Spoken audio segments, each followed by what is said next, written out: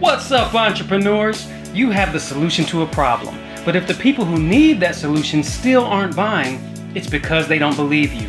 So how can you get your ideal customers to believe you, buy what you're offering, and improve their lives? First, everybody has false beliefs wrapped in limiting stories, and the only way to break those false beliefs is by wrapping the truth in a better story. And the way to do that is through story hacking. Story hackers take the most powerful stories from the past, hack the formulas, and apply it to their businesses for profits and impact.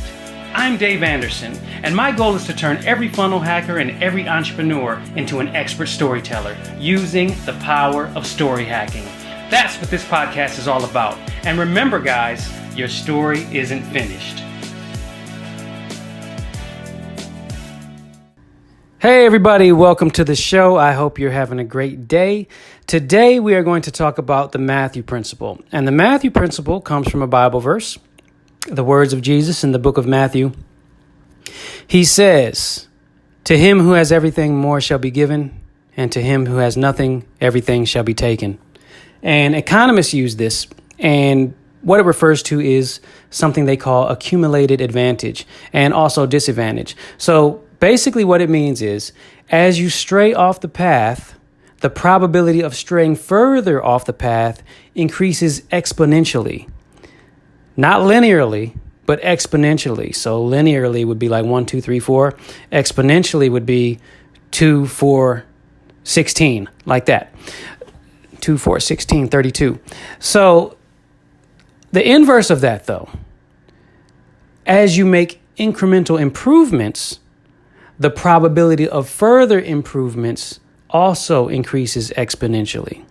As you move closer to the edge, the likelihood that you will fall over the edge increases exponentially. But as you make incremental improvements, the probability of further improvements acts like compounding interest. So, as an example of that, I want to talk about the power of habit.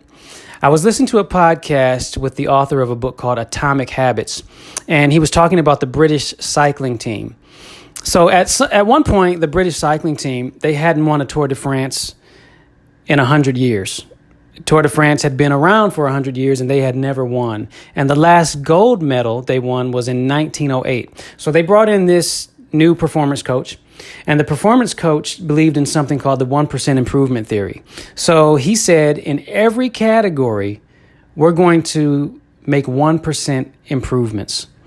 So they wanted to make 1% improvements in all the typical areas that all their competitors were looking at too, like decreasing the weight of the tires, et cetera, et cetera. But then he also looked at all the areas that none of the competitors were looking at. So they tested massage gels to see which one had the fastest muscle recovery. They tested the best pillows and mattresses that gave each athlete the best night's sleep, and then they bought those and traveled with them. They discovered that their inside training gear was a little bit lighter, a little bit more aerodynamic than the outside training gear, so they switched those for the competitions. They brought in a surgeon to teach them how to wash their hands so that they wouldn't get sick. And all these 1% improvements, the theory was that they would add up and then act like compounding interest. So they were able to do all this stuff, and the new performance coach was like, if we can keep this up, we will win the Tour de France in 5 years. What happened is they ended up winning in 3 years. And then they have won 5 of the last 6 because they took 1 year off. So those daily 1% improvements, they indeed did add up and compound. They acted like compounding interest. And, a lot of those guys, they were like, come on, this is like so little. This is a little tiny thing. But over the months and years is what you want to pay attention to when it comes to daily habits, because on a daily basis, they don't seem like anything. But over months and years, the effects that those daily habits have is very powerful. So another thing that he said was that talent plus bad habits would still equal failure. So if you're talented, but you have bad habits, you're never going to reach your full potential. The only way to reach your full potential is to have good habits. And when you get to the top of anything, everybody's talented. The only difference is some people have good habits and some people have bad habits. So whatever your goal might be, the habits are what precede every goal.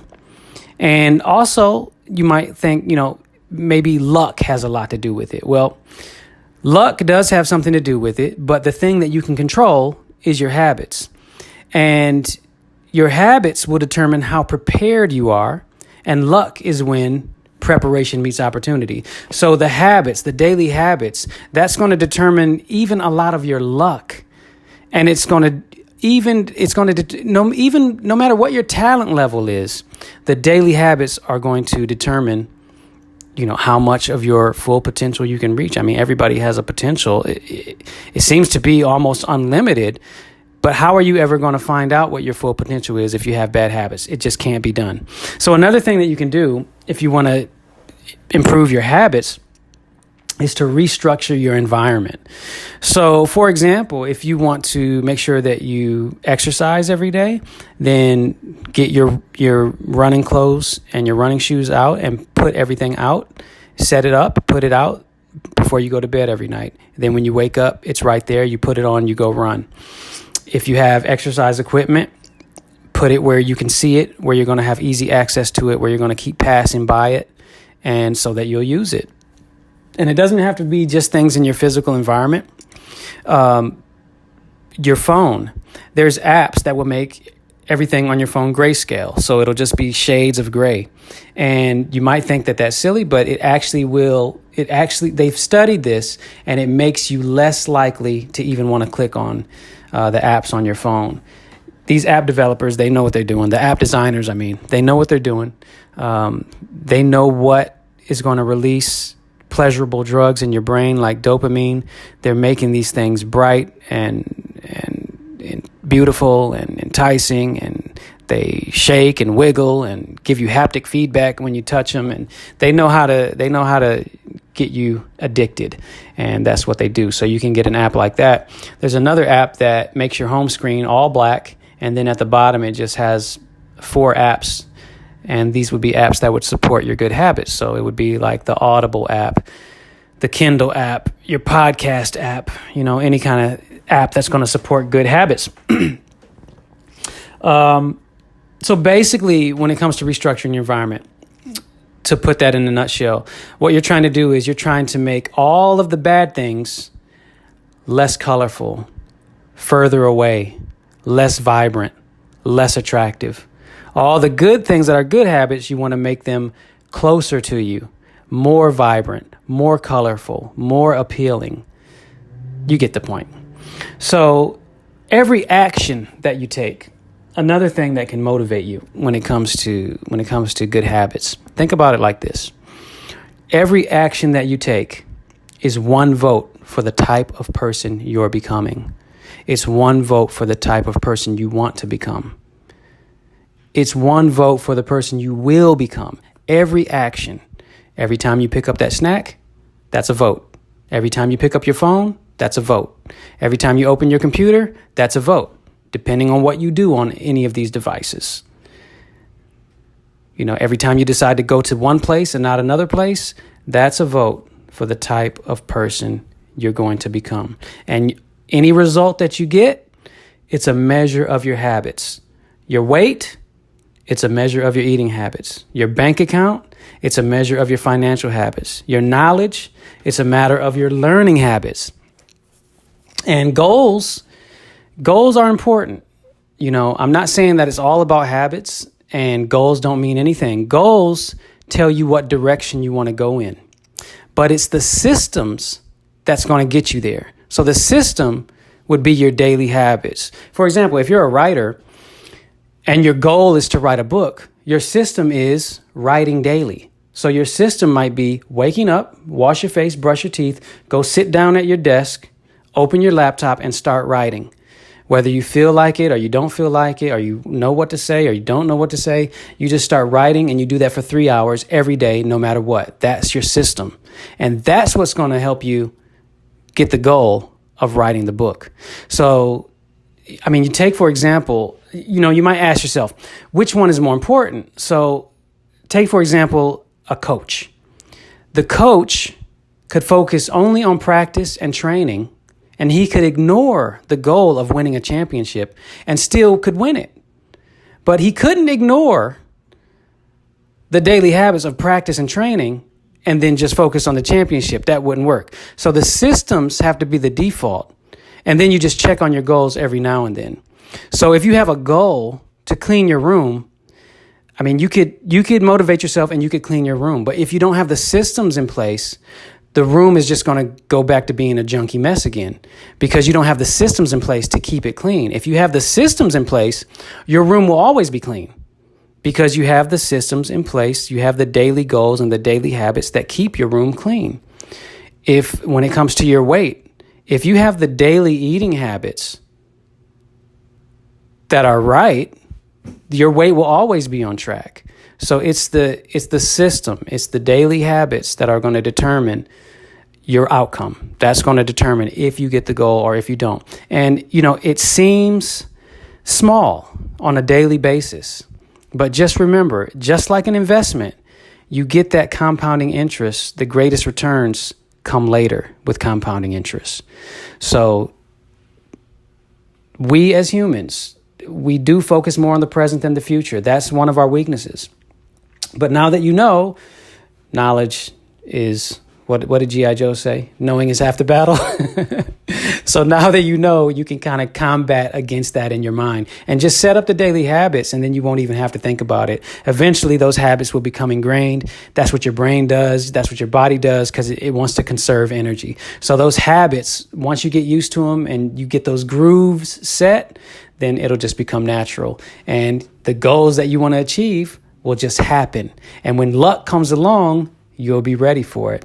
So look, guys, I'm really excited to start implementing these habits. I actually, before I go, I'll tell you, I changed some of my habits. So some of the really carb-rich foods I like to have for breakfast, I'm only going to have those on the weekends. And I was going to say that I'll only do it on cheat day, but I don't want to be too strict on myself. You want to remember this. Don't be too strict on yourself, because if you are, then you'll end up breaking it. And once you break it, it's like you're back to square one.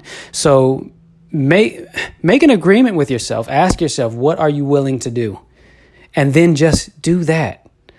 So I want to do just on cheat day, but I'm just going to say only on the weekends. And then I'll try for cheat day only, but I'm not pushing myself too far. So be a little bit gentle with yourself. I mean, be as hard as you can be, but don't go overboard when you're making these goals and you're setting up these daily habits. Set up daily habits that you will actually follow, okay?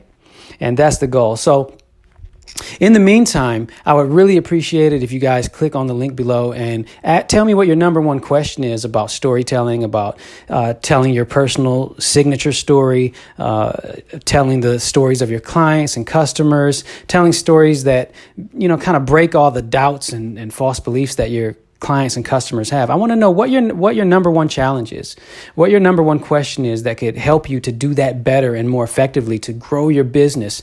And I'm working on something that I'm coming out with soon, and I'm really excited for it. I think it's going to help you guys and take your storytelling abilities to the next level. I'm going to be giving some free training out. So when you go and to my page to ask your number one question, it'll also put you on the waiting list. So make sure you give your number one primary email on there, and then you'll get notified when this free training that I'm preparing for you comes out. And the questions that you're giving me, that's helping me to produce the content that actually answers and solves all your problems and answers your questions. So I would appreciate that very much, and I will talk to you again soon.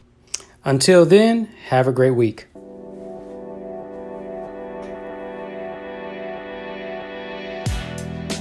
What's up, guys? First, I just want to say that I read every single 5-star review. So the biggest favor you can do for me right now is go to iTunes and review this podcast. 5-star reviews tell Apple they should show this podcast to other entrepreneurs just like you. And when you spread story hacking, you're spreading solutions that are making the world better. This is something I want us to do together as story hackers. So go to iTunes and tell me how story hacking is improving your business and your life. And one more thing, I want you to ask me your number one question about this podcast episode or any other episode. You can even leave me a voice message question and I'll play it on the podcast and give you a shout out. That way everybody can know you're a story hacker and a real part of this community. So go ahead and check the link in the description for that. So thanks so much for the reviews, guys, and keep a lookout for your shout out when I play your question on the podcast. And remember, guys, your story isn't finished.